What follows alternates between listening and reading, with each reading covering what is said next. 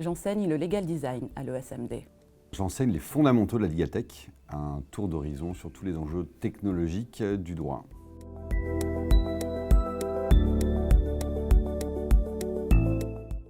Alors effectivement, ce qu'on attend du juriste de plus en plus, des compétences que nous enseignons pas dans les facultés de droit traditionnelles. Je vais citer les compétences business.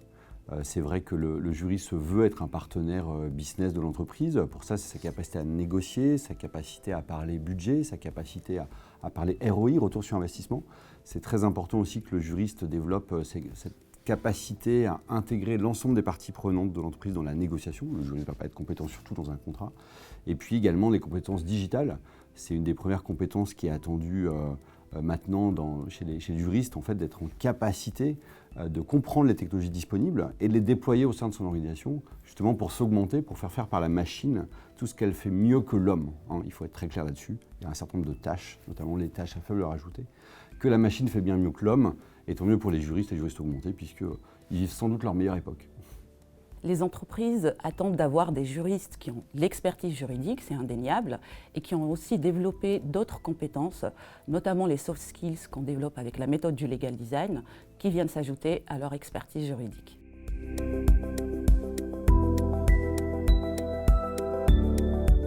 Le monde évolue, les besoins de l'entreprise aussi, avec la transformation des sociétés, des modes de communication et aussi la façon dont on consomme la matière juridique en entreprise. Aujourd'hui, les entreprises attendent du juriste qu'il apporte un plus de l'expertise juridique. Et ce plus-là, il concerne notamment toute la partie soft skills, c'est-à-dire un juriste communicant qui sait rendre le droit accessible en entreprise, un juriste aussi qui est tourné plus vers le besoin de ses clients et qui sait les mettre au centre de tout ce qu'il produit au sein de l'entreprise. Écoutez, le déploiement de la technologie dans le monde du droit, on en a beaucoup parlé, ça y est, nous y sommes. Ça n'est plus de la prospective, c'est une réalité.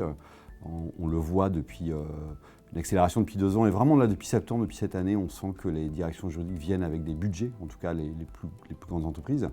Et pour déployer des technologies, pour conduire le changement, il faut des profils en interne au sein de la direction juridique. Alors on va beaucoup parler de LegalOps, mais on va aussi parler de juristes qui ont une appétence pour la technologie. On va parler notamment dans le domaine des contrats, de personnes en capacité de déployer des solutions de contract management. Donc ça suppose beaucoup de nouvelles compétences sur la gouvernance des données, sur les process, sur les clausiers, sur l'algorithmie, sur quelles sont les données qu'on va suivre des contrats, quelles sont les données qu'on va échanger en fait avec les directions.